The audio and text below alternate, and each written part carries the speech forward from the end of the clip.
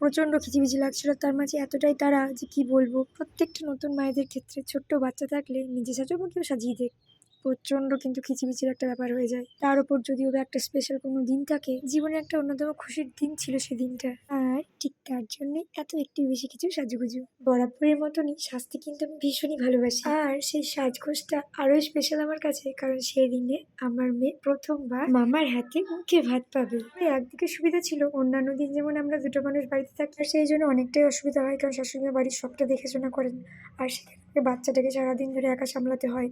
আর ঠিক সেই জন্য অন্যান্য দিনের তুলনায় সেই দিনটা আমি অনেকটা রিলিফ পেয়েছিলাম, কারণ বাড়িতে অনেক লোকজন এসেছিল। বাবুকে নিয়ে আর লোকের কোনো অভাব ছিল না সেদিনকে। অন্যান্য দিন বাবু যেমন একেবারেই ঘুমাতে চাইতো না, এতটাই টাফ হয়ে যেত যে আমাকে হক্কি তক্কি করে যুদ্ধ করতে হতো রীতিমতো ওকে ঘুম পাড়ানোর জন্য। কিন্তু সেদিন কি এত লোকজনের ভিড়ের মাঝে ওকে এতজন কোলে নিয়েছে, এত ঘুরিয়েছে, বেচারি ঘুরে ঘুরে ক্লান্ত হয়ে গেছিল। ও ওই কোলেই কিন্তু ঘুমিয়ে পড়ছিল। তাই সেদিনকে বাবুকে নিয়ে কোনো চিন্তাই ছিল না আমার। কে শুধুমাত্র খাওয়ানো ছাড়া ঘুম পড়ানো ঘোরানো অটোমেটিক্যালি হয়ে যাচ্ছিল।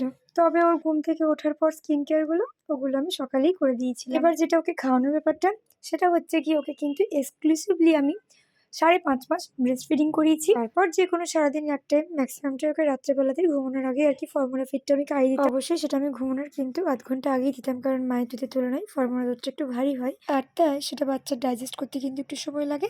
তাই আমি ঘুমানোর কিছুক্ষণ আগেই ওকে খাওয়াতাম। আর ওই যে আগেই বললাম, বাবু রিলেটেড সবকিছু কিন্তু অটোমেটিক্যালি আর কি হয়ে যাচ্ছিল, শুধুমাত্র খাওয়া বাদে। দিন থেকে বাবু ফর্মুলা ফিড করে সেই প্রথম দিনটা থেকে কিন্তু ও আমার কাছে ম্যাক্সিমামটাই খেতে চাই।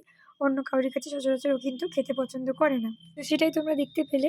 ওকে কিন্তু আমার মা খাওয়াচ্ছিল, ও কিন্তু একদমই খেতে নাড়াচ্ছিল, মানে খাচ্ছিল না আর কি। তো শেষমেশ মা আর না পেরে আমাকে দিয়েছিল। তো মাঝে আমি আর কি ফর্মুলা ফিডটা ওকে করিয়ে দিলাম। আর সেদিনটা অন্নপ্রাশনের দিন যেহেতু আর কি আমার সেরকম সময় ছিল না, তো সারাদিনটাই ও কিন্তু ফর্মুলা ফিডই খেয়ে গেছে।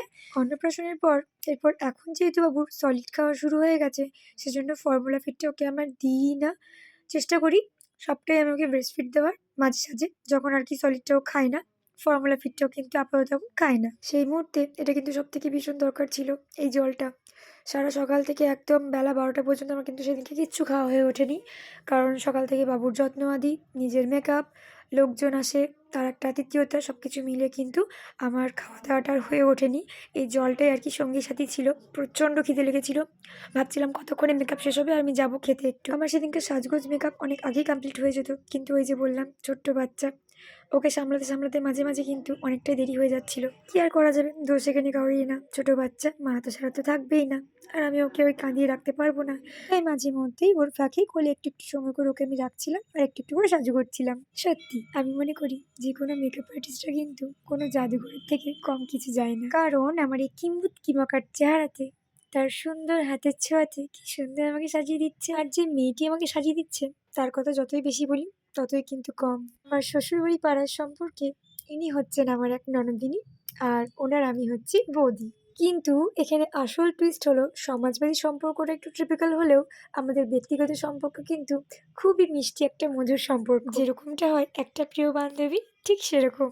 সে ব্যক্তিগত দিক দিয়ে একজন খুবই ভালো মনের মানুষ এবং একজন মিষ্টি মেয়ে। তার হাতের দক্ষতার জন্য বরাবরের মতো নতুন করে আমার আর কিছু বলার নেই, কারণ আমার শাড়ির যতগুলো ব্লাউজ আছে সমস্ত কিছু ওকে দিয়েই করানো হয়, বা যাবতীয় যে কোনো কিছুই আমার জামা ফিটিং থেকে শুরু করে সমস্ত কিছুটাই ওই করে দেয়। এমনকি যে শাড়িটার সঙ্গে যে ব্লাউজটা আমি পরে আছি, ওই বানিয়ে দিয়েছে। যে আমাকে সাজিয়ে দিচ্ছে, এই মেয়েটি হলো একজন মাল্টি ট্যালেন্টেড, যার সেলাইয়ের এত দক্ষতা, ঠিক পাশাপাশি মেকআপেরও তাই। আমার কথার সাথে ওর হাতের কাজ তোমরা দেখেই বুঝতে পারছো। তাই সে সব দিক দিয়ে আর নতুন করে অবশেষে আর কিচ্ছু বলার নেই। আর একটা কথা না বললেই নয়, বা আমি এখানে কোনো প্রমোশনও করছি না, আরও আমাকে বলেওনি সেটার জন্য। সমস্ত সবটা মিলিয়ে ওর হাতের কাজ আমার এতটাই ভালো লেগেছে, এতটাই মন ছুঁয়ে গেছে। তাই তোমাদেরও বলছি, বাড়ির যে কোনো অনুষ্ঠান এবং উৎসব দিনে সুন্দর করে যত্ন সহকারে সাজতে চাইলে, আর হ্যাঁ, ওই যে বললাম মেকআপের পাশাপাশি ওর কিন্তু সেলাইয়ের দক্ষতাও অনেক সুন্দর, তাই ও যে কোনো কিছুই সেলাই আর কি তৈরি করতে পারে। আমার তো ব্লাউজ ছাড়ো, আমার বাবুর যে আর কি অন্নপ্রাশনে যে জামাটা আর কি বানানো হয়েছিল সেটাও কিন্তু আমি ওকে দিয়েই তৈরি করিয়েছিলাম। আমার ছোট্ট সোনা মেয়েটার জন্য একটা লেহেঙ্গা, সেটাও কিন্তু যত্ন সহকারে ভীষণই কিন্তু সুন্দর তৈরি করে দিয়েছিল। যেরকম ডিজাইনে বানাতে বলেছিলাম এক্কেবারে আমার মতো একদম বানিয়ে দিয়েছিল। যে কোনো ধরনের মেকআপ এবং যে কোনো ধরনের যে কোনো রকমের সেলাই পারপাস যাবতীয় যা কিছু আছে বিশেষ করে মেয়েদের ও কিন্তু সবটাই খুব সুন্দর যত্ন সহকারেই করে। তোমরা চাইলে স্ক্রিনে দেওয়া এই আইডি থেকে সরাসরি যোগাযোগ করতে পারো ওর সাথে। তোমাদের সাথে কথা বলতে বলতে আমার কিন্তু অল ওভার মেকআপ লুকটা কিন্তু কমপ্লিট হয়ে গেছে। শাড়ির ড্রাপটাও কিন্তু খুব সুন্দরভাবে করে দিয়েছে। এবার জাস্ট অনলি চুলটা বেঁধে নিলেই কিন্তু কমপ্লিট হয়ে যাবে আমার সম্পূর্ণ ওভারঅল পার্টি মেকআপের ফুল লুকটা। আমার এই চেহারাতে এত সুন্দর একটা লুক ক্রিয়েট হতে পারে সত্যি বলতে আমি কিন্তু কল্পনাও করিনি। তো আমার খুব খুব খুব ভালো লাগছিল, এত সুন্দর লাগছিল নিজেকে আয়নায় দেখতে যে আমি কি বলবো। আর ওই যে সব থেকে প্রথমে যেটা বলেছিলাম তোমাদের, আমার কিন্তু সাজগোজ করতে ভীষণই সুন্দর লাগে, তাই নিজেকে এত সুন্দর দেখতে পেয়ে আমি কিন্তু ভীষণই এক্সাইটেড হয়ে গেছিলাম। আর ওদিকে দেখতেই পাচ্ছ বর কিন্তু রীতিমতো তাড়া দিচ্ছে। এখানে রুমা যে আমাকে সাজাচ্ছিল, সে আমাকে যে সময়টা নিয়েছিল তার থেকে প্রায় আধ ঘন্টা আগে কিন্তু আমাকে সাজানো কমপ্লিট করে দিয়েছে। সমস্যা হলো সেটাই যে আমাকে বাবুকে বারবার নিতে হচ্ছিল, ও কান্নাকাটি করছিল, ওকে চুপ করানো থেকে শুরু করে সমস্ত কিছুটা আমাকে দেখতে হচ্ছিল। মাঝে মাঝে একবার এক দুবার আমি যাচ্ছিলাম, কারণ বাড়িতে অনেক লোকজন আসছিল। তাদের কি দারুণ সাজিয়েছে রুমা, পুরো চুমু তোমাকে। থ্যাংক ইউ তোমার পছন্দ হয়েছে এতেই আমি খুশি। দারুণ দারুণ, যাই না আমাকে ওই হাতটা পরিয়ে ভালো লাগছে। থ্যাংক ইউ সো মাচ, দারুণ হয়েছে। না ঠিক আছে, এখানে এখানেই ভালো লাগে। বলতে পারছি না।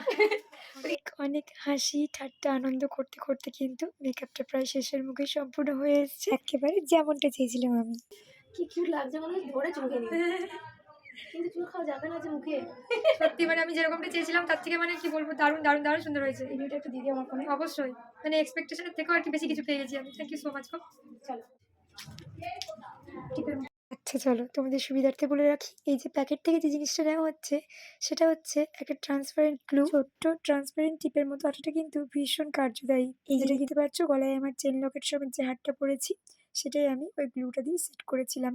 এমনকি বাবুর যে আর কি মুকুটটা ছিল মাথার, সেই টিকলিটা যেটা পরিয়েছিলাম সেটাও কিন্তু আমি হেয়ার ব্যান্ডের সঙ্গে ওরকম করে গ্লুটা সেট আপ করে কিন্তু পরিয়েছিলাম, যাতে করে কিন্তু বাবুর টিকলিটা কিন্তু নড়ে সরে যায়নি। ব্যাস অবশেষে চুড়িকটা পরা হয়ে গেল। আবার বলবো সম্পূর্ণ মেকআপ লুকটা আমার তো সেদিনকার ভীষণই পছন্দ হয়েছিল। ছোট্ট আবদার তোমাদের কাছ থেকে জানতে চাই সেদিনটা আমাকে কেমন লাগছিল তোমাদের।